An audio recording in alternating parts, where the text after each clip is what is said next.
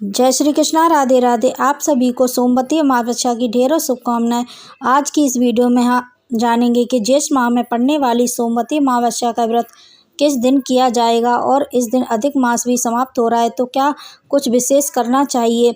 साथ ही जानेंगे कि सोमवती अमावस्या की पूजा सबसे शुभ मुहूर्त क्या रहेगा और इस व्रत के करने के बाद में पारण का समय क्या होगा। पूजा के तुरंत बाद हम क्या खा सकते हैं या फिर अगले दिन व्रत का पारण किया जाएगा। साथ ही जानेंगे कि यदि आप सोमवती अमावस्या का पहली बार व्रत शुरू करना चाहते हैं तो कर सकते हैं या नहीं कर सकते, पूजा पाठ कर सकते हैं या फिर नहीं। संपूर्ण जानकारी आज की वीडियो में हम बताएंगे। अगर आप पहली बार सुन रहे हैं मुझे तो मेरे चैनल को सब्सक्राइब जरूर कर लीजिए और बेल आइकन को भी प्रेस कर दीजिए जिससे कि मेरा नोटिफिकेशन आपके पास सबसे पहले पहुंच जाए। अमावस्या तिथि सोमवार के दिन पड़े तो उसे सोमवती अमावस्या कहा जाता है और इस दिन व्रत रखा जाता है। साथ ही में पीपल वृक्ष की इस दिन पूजा की जाती है। जिस प्रकार से वट सावित्री के दिन वट वृक्ष की पूजा की जाती है उसी प्रकार से उसी नियम से सोमवती अमावस्या के दिन पीपल वृक्ष का पूजन किया जाता है। तो देखिए, साल 2026 में 15 जून को ही पुरुषोत्तम मास अधिक मास की समाप्ति हो रही है और इसी दिन सोमवती अमावस्या भी पड़ रही है।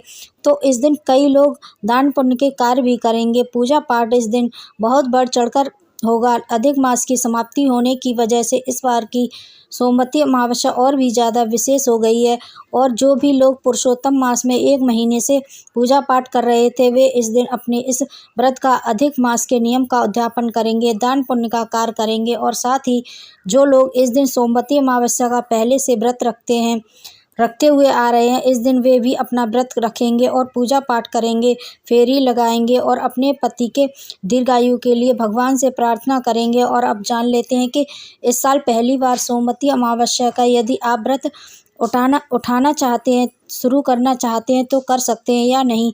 तो देखिए, इस चीज़ को अच्छे से समझिए। कई जगह पर ऐसा नियम होता है कि जो अधिक मास चल रहा है केवल उसी महीने में कोई नया व्रत शुरू नहीं किया जाता, लेकिन कई राज्यों में ऐसा भी होता है कि यदि एक बार अधिक मास मलमास लग गया तो उसके बाद उस पूरे साल में कोई भी प्रकार का नया व्रत शुरू नहीं किया जाता। अगले साल जब होलिका दहन हो जाएगा उसकी समाप्ति के बाद फिर हम कोई भी नया व्रत शुरू कर सकते हैं। तो जैसे आपके यहाँ पर परंपरा हो वह कार्य आप कर सकते हैं। अगर आपके यहाँ पर केवल 1 महीने तक जब तक अधिक मास मलमास चल रहा है तब तक नया व्रत शुरू नहीं किया जाता, तब तो आप इस साल भी सोमवती अमावस्या का नया व्रत शुरू कर सकते हैं। लेकिन हमारे यहाँ पर पूरे वर्ष में कोई भी नया व्रत शुरू नहीं किया जाएगा। और यह भी आपको बता दिए कि आपके घर के आसपास में बड़े बुजुर्ग से पूछ लीजिए और फिर उसके अनुसार से आप चाहे तो इस व्रत को उठा सकते हैं। देखिए, इसमें कई सारे लोग सवाल करते हैं कि इस दिन क्या कोरा साड़ी ही पहनी जाती है या फिर पहले से धुली हुई जो साड़ी है उसको भी हम पहन सकते हैं। तो देखिए, इसमें कोरे साड़ी का कोई भी नियम नहीं है। इस व्रत में सोना धोबिन की पूजा की जाती है और पीपल वृक्ष की परिक्रमा लगाई जाती है। 108 बार फेरी इसमें नियम होता है। यह बात भी आप खास रूप से ध्यान रखिए। जिस प्रकार से वट सावित्री की पूजा होती है लगभग उसी प्रकार से सोमवती अमावस्या की भी पूजा होती है। वट सावित्री की पूजा में हम जो ऐपन होता है उसी से वट सावित्री की प्रतिमा या चित्र बनाते हैं और इस पूजा में सोना धोबिन का चित्र बनाया जाता है पीपल वृक्ष के ऊपर में। और फिर सेम उसी प्रकार से श्रृंगार की सामग्री चढ़ाई जाती है, फल मिठाई इत्यादि भोग लगाया जाता है। और अमावस्या की तिथि है तो आप चाहे तो खीर का भोग लगाएं तो वह और भी उत्तम रहेगा। उसी प्रकार से पूजा होती है। फेरी लगाते समय आप किसी भी चीज़ से फेरी लगा सकते हैं। आप अपने हाथ में सिनौरा लेकर फेरी लगा सकते हैं सिंदूरदानी के साथ, या आप चाहें तो टॉफ़ी, इलायची, कोई भी मीठी चीज़ से, बतासे, इलायची, किसी से भी आप फेरी लगा सकते हैं। और सेम उसी प्रकार से पूजन भी किया जाता है। और यदि आप 108 परिक्रमा ना लगा पाएँ तो जितना आपसे बन पड़े 11, 21, 51 उतनी फेरी आप इस पूजा में लगा सकते हैं। और पीपल वृक्ष में कच्चे दूध को सींचना बहुत ही अच्छा माना जाता है, जल से सींचा जाता है। तो इस प्रकार से हम इस पूजा को करते हैं। इस दिन सूर्योदय से पहले हम लोग फेरी वाला जो पूजा पाठ होता है वह कर लेते हैं, क्योंकि गर्मी बहुत अधिक है तो कई लोग दोपहर के समय भी पूजा करते हैं। तो आप देख लीजिए आसपास में जिस समय आपके यहाँ पर पूजा हो रही हो उस समय भी आप इस पूजन को कर सकते हैं। सोमवती अमावस्या का जो व्रत है यह अपने पति के दीर्घायु और अखंड सौभाग्य की प्राप्ति के लिए किया जाता है। तो वही पीपल वृक्ष के नीचे ही बैठ कर के आप सोना धोबिन की व्रत कथा जरूर ही सुन लीजिए। अमावस्या की व्रत कथा पीपल वृक्ष के नीचे बैठकर सुन सकते हैं। व्रत कथा सुनने के बाद में पूरे मन और भाव से आरती कर लेते हैं और इस दिन श्रृंगार की जो भी सामग्री है वो आप चाहें तो किसी ब्राह्मण को भी, किसी सुहागिन स्त्री को या मंदिर इत्यादि में दान जरूर कर दीजिए।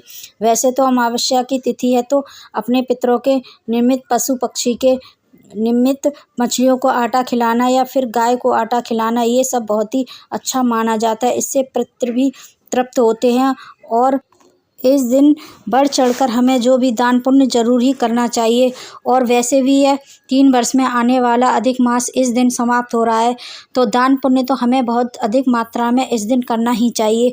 और देखिए भगवान हम सभी के सामर्थ्य को पहले से जानते हैं कि हम कितने पानी में हैं। तो ऐसा नहीं है कि आपका सामर्थ्य अच्छा खासा हो लेकिन आप थोड़ा सा दान पुण्य कर दें। जितना हो सके अधिक मास की अमावस्या तिथि है, बढ़ चढ़कर दान पुण्य जरूरी कीजिए। बात कर लेते हैं कि इस दिन व्रत के बाद क्या हम खाना पीना कर सकते हैं, खा सकते हैं या नहीं। तो देखिए कई लोग ऐसे हैं जो सोमवती अमावस्या में पूजा के बाद में मीठा भोजन कर लेते हैं। तो आप चाहें तो मीठा भोजन कर सकते हैं। और देखिए अमावस्या तिथि के दिन ना तो बाल धोए जाते हैं और ना ही नाखून काटे जाते हैं। यह पहले से परंपरा है और हम सभी को पहले से मालूम भी होना चाहिए। अमावस्या की तिथि के बारे में गरुड़ पुराण में लिखा गया है कि अमावस्या तिथि पर पितरों के लिए तर्पण, पिंडदान जैसे अनुष्ठान करने से उनकी आत्मा को शांति मिलती है और उनके वंशजों को आशीर्वाद प्राप्त होता है।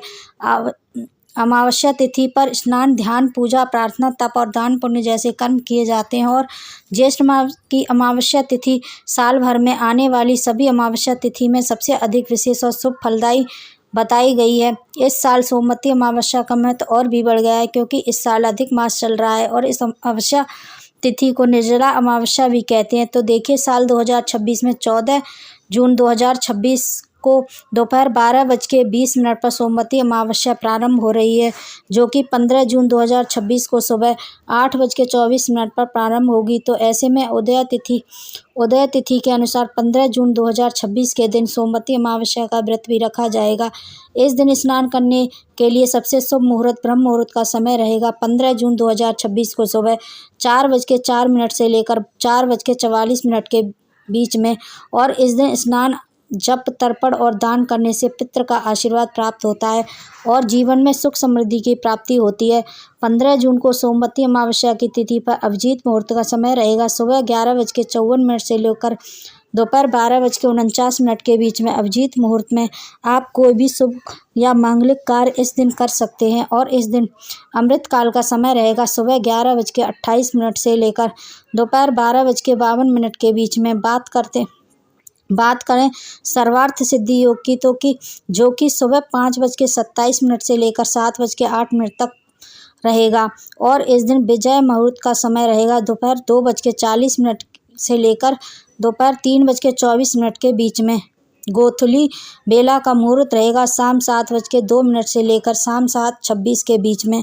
इस दौरान आप किसी भी पीपल वृक्ष के नीचे इस दिन एक घी का दीपक भी जरूर प्रज्वलित करें। और सायकाल का मुहूर्त रहेगा शाम 7:16 से लेकर 8:31 के बीच में। तो यह भी सोमवती अमावस्या से जुड़ी हुई संपूर्ण जानकारी। इसके अलावा अगर आपके मन में कोई अलग से प्रश्न है तो आप ज़रूर कमेंट बॉक्स में मुझे कमेंट करके ज़रूर बताइए। आई होप आपको ये वीडियो पसंद आई होगी। पसंद आई तो लाइक, शेयर एंड सब्सक्राइब जरूर करें। बेल आइकन को भी प्रेस कर दें जिससे कि मेरा नोटिफिकेशन आपके पास सबसे पहले पहुंच जाए। मेरे चैनल को ऐसे ही प्यार और सपोर्ट बनाए रखिए। तब तक के लिए धन्यवाद। जय श्री हरि। सभी की मनोकामनाएं पूर्ण हो।